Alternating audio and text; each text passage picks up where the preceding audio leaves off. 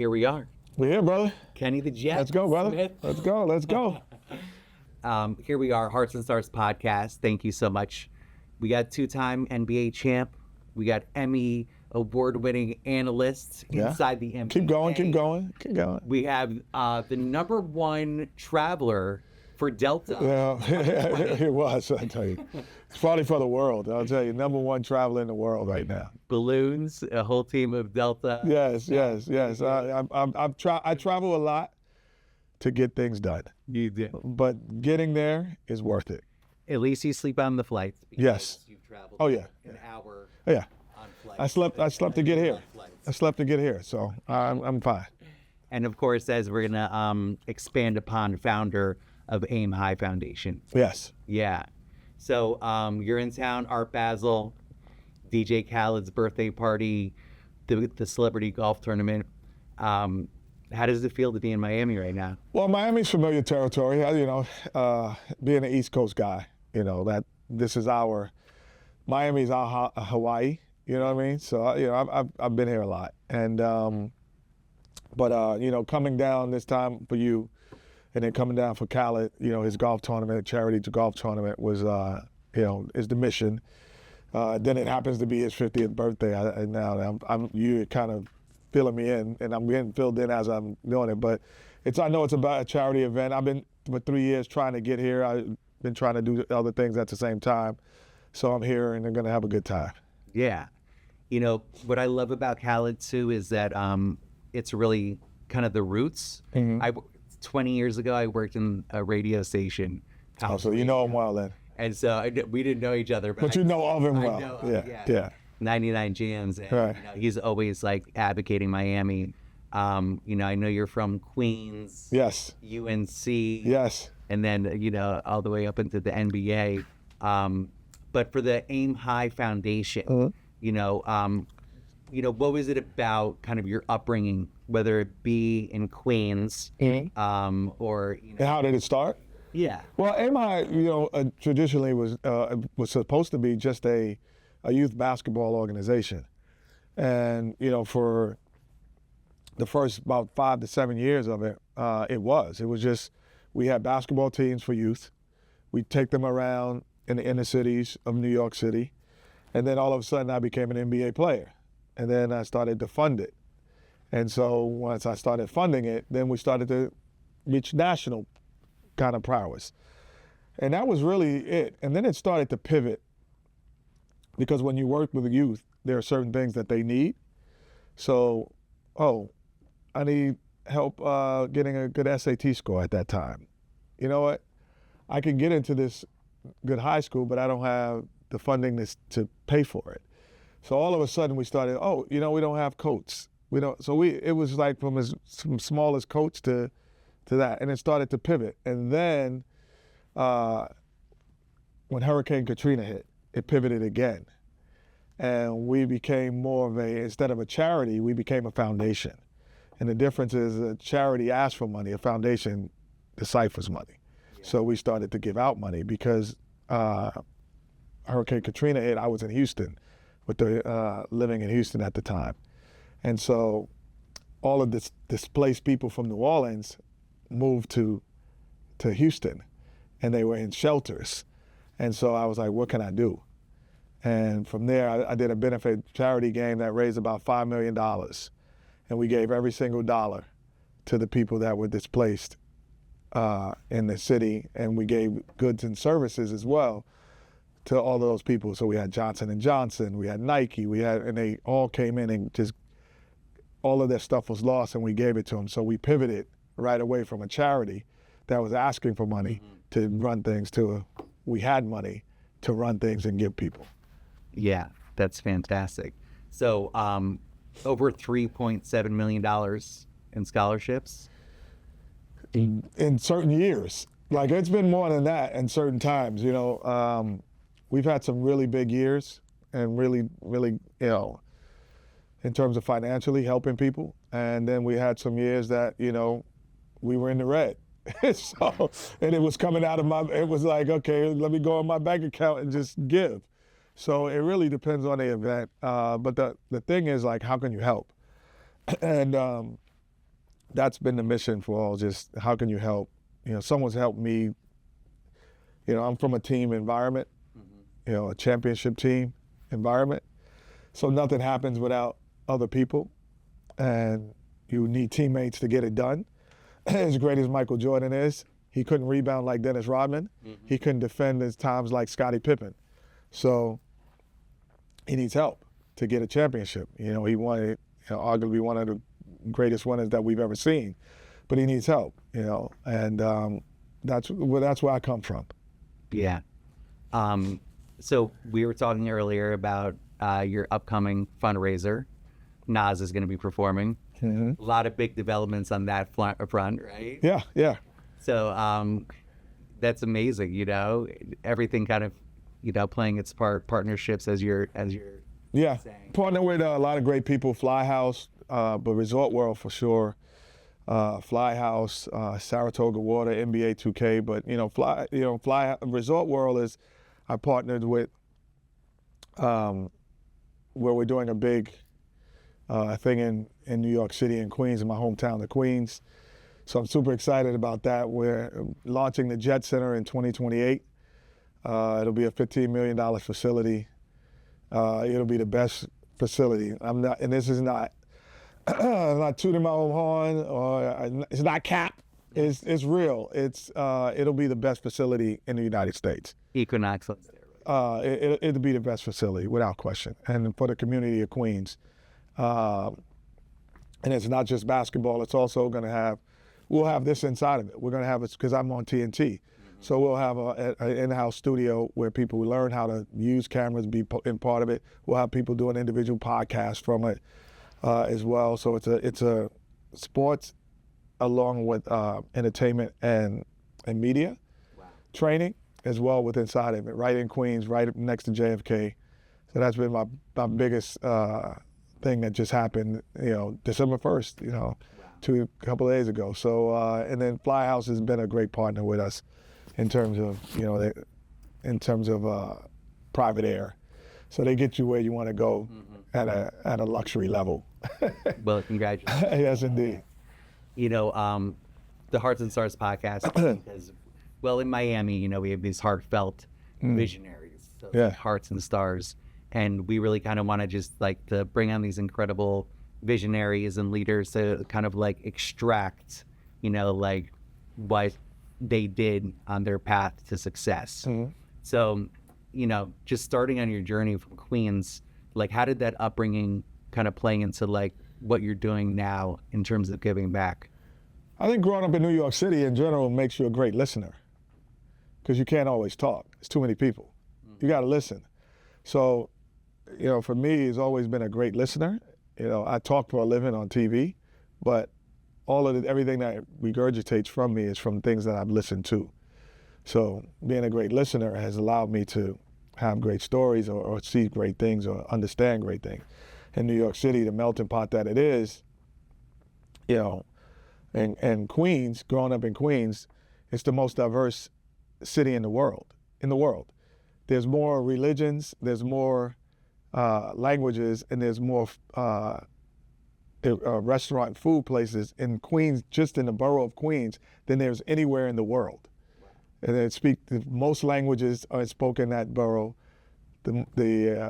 So it's eclectic. So I was around that my whole life, not realizing how it was affecting me. So that kind of shaped who I am in terms of giving, understanding.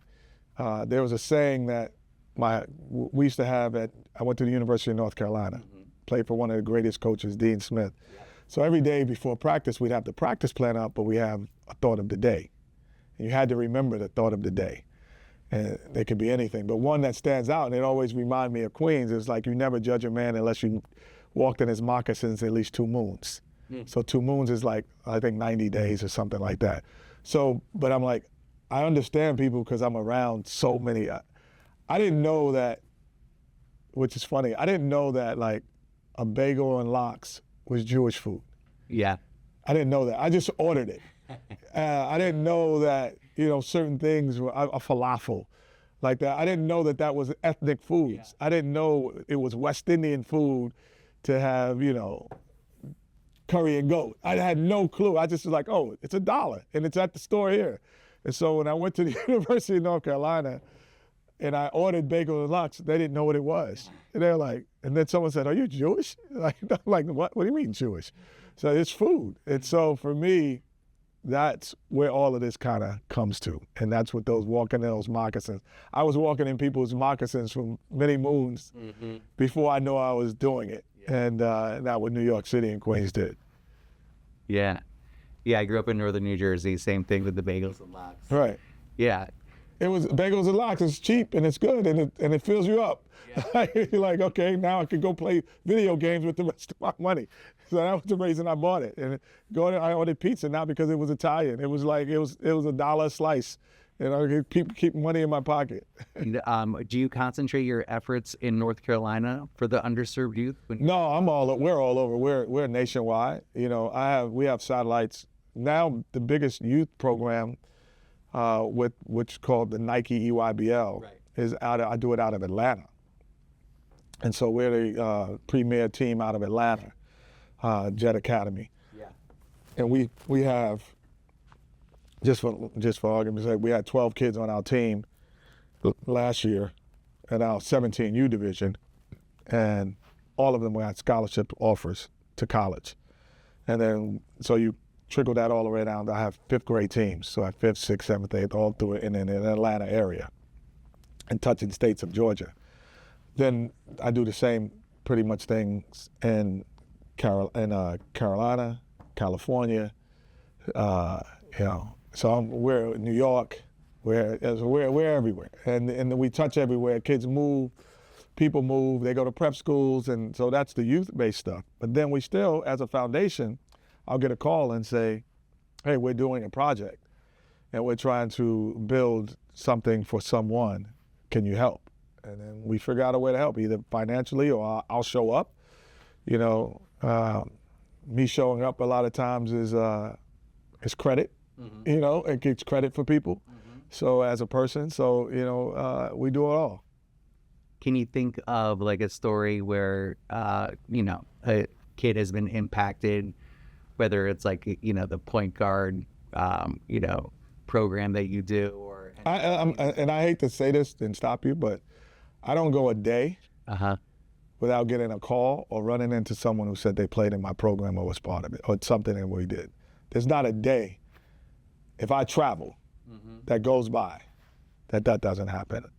Just today in the airport, I saw someone and he was like, I played for your brother and now I'm a dentist in Miami. If you need anything, you want your teeth cleaned while you're here. He says, man, but your brother and you guys really made an impact on me. There's not a day, because we probably touched, I mean, in 15, 20 years, you probably touched 100,000, 200,000 people. Like, and then they touch people and they know someone. So there's not a day if I travel that doesn't happen. Not a day. Yeah. What do you think? It feels good. It feels good. What is the biggest reward for you, like nowadays? I mean, you're doing so much, obviously. You know, you're kind of an entertainment mogul right now. Well, what's the biggest? Philanthropy is an service. As much as it helps others, it also is internally selfish at times, because it feels good to you. That's for sure. So, you know, most people don't say that, but it is an internal selfishness that makes yourself feel good, and it feels you and increases your own self-worth to yourself. It's mental. So that's part of it. And the second part, if you have someone who, you know, has access, because a lot of things that I might not can give you, I can give you access to. So what do you put the value on access? Like, you can buy a ticket to the Heat game, sit in the front row, but you can't buy a locker room pass. I have a locker room pass. So I can give you access. So it's a different experience. So I understand that, and I try to use that just as much as I use you can sit at the front row seat.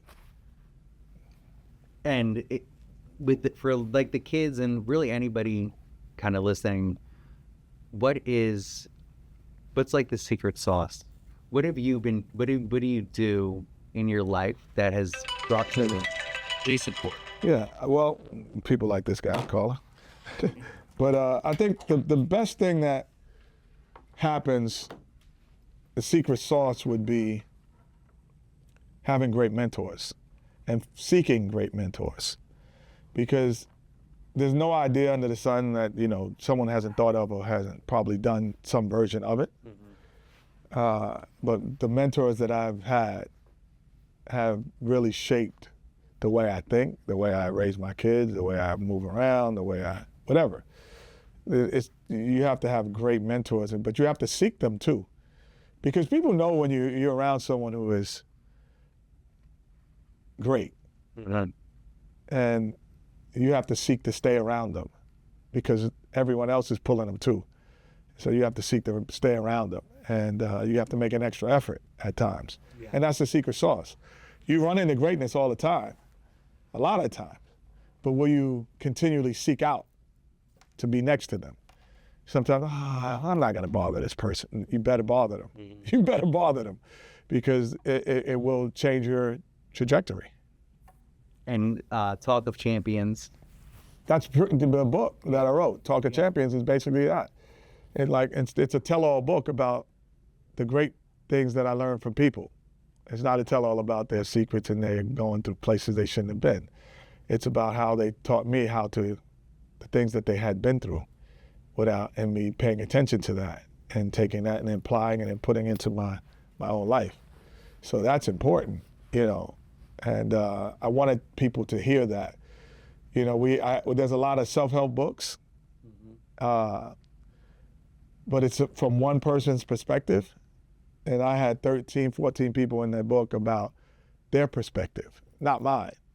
I had mine, and then I told you theirs. And that was from basketball greats to like Magic Johnson and Hakeem Olajuwon and Shaquille O'Neal, Charles Barkley. But then my college roommate was David Kohler, who runs a $7 billion company he has, If you look in your bathroom today, I'm sure you have a Kohler faucet. So and that's a family-owned business. That's not a business that's run by conglomerate of people. It's run, it's not a Fortune 500 in terms of like you can go on the S&P and invest in it. It's a family-owned company. Guy Osseri slept on my couch. A guy, one of the biggest people in entertainment. I met him when he was 19, but I saw greatness, and I was like, let me figure out a way to stay around this guy. And he, arguably one of the reasons why Madonna, who is she is, and the label that they have, and in the tech space with Ashton Kutcher and things that they do, just recognizing greatness and trying to stay around it.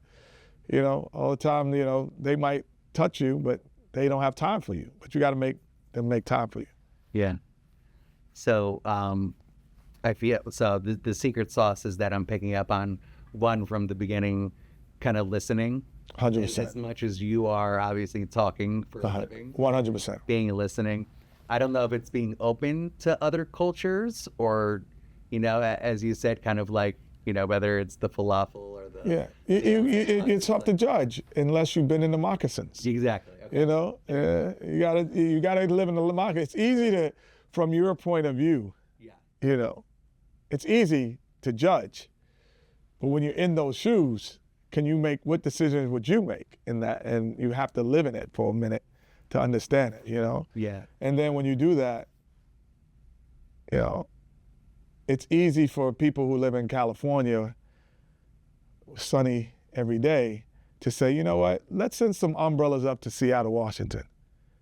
But you got to live it. If you live in California, you're like, what? I'm not sending an umbrella. What am I sending 100 umbrellas to Seattle for? The analogy, I'm using. Why am I sending 100 umbrellas to Seattle? I live in California. It's sunny every day.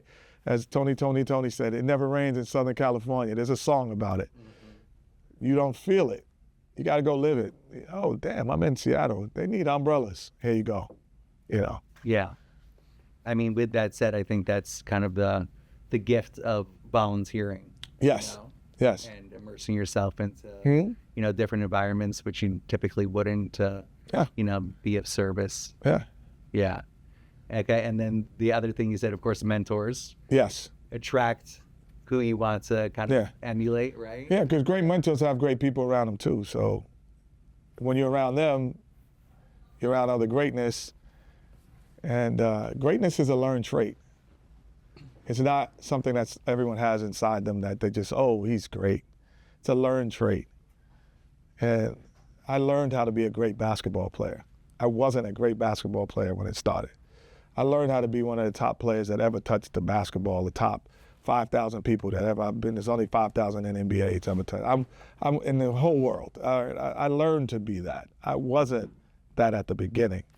You learn to be great at certain things. And greatness is a learned behavior, which most people don't realize. You have a lot of patience from what I've gathered, and you kind of go with the flow. Your demeanor is upbeat, and is there something to be said of that too, in terms of like? Yeah, I get in trouble for my patience, and it helps me out a lot as well. Other people sometimes don't have that I'm with don't have the patience that I have, and you know, it was funny when I was. It's funny you said that because I remember when I was 13. And one of my coaches says, man, Kenny, you have the patience of Job. I had no idea what he was talking about. I didn't read the Bible at 13 like that. I didn't know what he was talking about. And so he kept saying it like over a year. And I was like, what do you mean Job? I'm thinking job. Yeah. Like, oh, I got a job and I'm pretty patient. And he told me the story of Job in the Bible. And I was like, oh. I was like, yeah, you should have that kind of patience. In my mind, it made sense. So when you say that now, yes. And I guess my middle school coach who told me I had the patience of Job. You caught on to it right now too, I guess. And so, and what's next for? I mean, obviously, a huge kind of like transition, if you will, to Amazon and streaming and everything. Yeah. Well, we're on ABC, and so we went from TNT to ABC and ESPN, and then the streaming services, Amazon, and all of that is now NBA basketball. It's become more, just as much as watching as a streaming. For us, our audience is probably tripled because we're on network television. But our workload got a little less, so I like that. That's amazing. But the audience is tripled when we do something. Before, we were seeing a lot on TNT. But we were also seeing a lot on social media where people would see it after the fact. They go, man, we watch a show, and they see it after. When here, they see it as it's going. Mm-hmm. And they go, man, I was there while he was saying it. Like, so it's even different moments. So to be part of that is kind of unique as well. It's a lot of fun. Man. And, you know, I love the guys I work with. We have a lot of fun. We don't always agree, but we're arguing brothers all the time. And so what is actually like authentic real with you and Chuck? Everything. If anyone ever saw us from, let's say we're in the hotel together, and they listen to our conversations at the hotel, it just bleeds in through the rest of the day. It goes from the hotel to the studio, to the changing rooms and makeup room, to the set. So what gets to the set is just a version of where we were at that point of the day. And then when we get off the set, it goes to the green room, and then it stops and it goes back to the set. And wherever we were there, it continues there. It's so authentic, and I think that's what people see, and they understand, and they're like, how do they get that? Because our conversation doesn't start when we're on the set and talking about the game. So that's why we go into these weird things. They're like, why? They're talking about Martha Stewart. Like, what? Like, how'd that come up? Because we were talking about it in the green room. And like, you can't cook? And no, I'm like, better than Martha. And then we get there. Like, you can't. I'm like, he's in the back saying he can cook. And then they'll bring out a stove, and then we'll have a cooking contest. And then so the authentic behavior, it comes from that. Amazing. And as we're closing out, there's some new opportunities that you're giving kind of the youth, especially upcoming, in terms of visiting the studio, checking it all out, different experiences, one of which, of course, you're going to auction off at the We the Best Foundation Gala. Mm-hmm. Tell us a little bit more about that and kind of that opportunity. Well, every year in our studio, there's, I always like to like I said, there's only been 5,000, a little over 5,000 people in the history of basketball, the history, that's ever touched an NBA floor for 1 second. The history of the game, think about that, touch the floor. There's 5,000 people right now playing basketball somewhere in this little area here in Broward County. So the odds that you make the NBA are astronomical. Mm-hmm. Yeah, my high school coach, we used to say, you have a better chance of winning, and you do. More people will win $1 million or more in the lottery than make the NBA this year. So in the upcoming draft, more people will win $1 million playing the lottery than actually make it into the NBA. That's insane. So there's your odds. But there's so many things great about the game that you can still be part of. Yeah. The television part. There's physical therapy. There's the executive parts. There's the general managers. There's the sales team. There's so many places. There's TNT. There's behind the camera. There's in front of the camera. There's beneath the camera. How you get that studio built. Like, you want to be part of it, and those are things I like to expose to,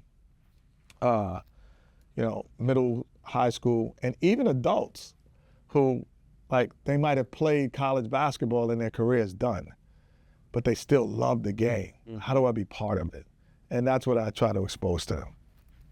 And can they immerse in the commentating? Well, you can do the commentating. There's behind the commentating, like every day. Just for me to say what I need to say, there's 4 people that work with me every day at the show. 4 people. So you times that by how many announcers there are. I needed someone for the stats. I need someone who helped cut the highlight. When I say that's the highlight I want, I need someone to cut it. I need another guy to edit it, and I need another guy to send it back to me. So that's 4 people in a given night that's working directly with me. So Shaq has 4. Charles has 4. So that's 12 people for 3 guys. Mm-hmm. So imagine that over all the networks over the world. So you can be part of the sport in a big way, an influential way, and still make a great living. And these, our tech guys, they drive nice cars. They drive really nice cars. They might not have 10 of them, but they got 2 really good ones. You know what I mean? And so it's just the understanding of how you can make a living and still be in something that you love. Because there's a difference between passion and there's a difference between work ethic. But if you have work ethic that meets passion, that's when greatness happens.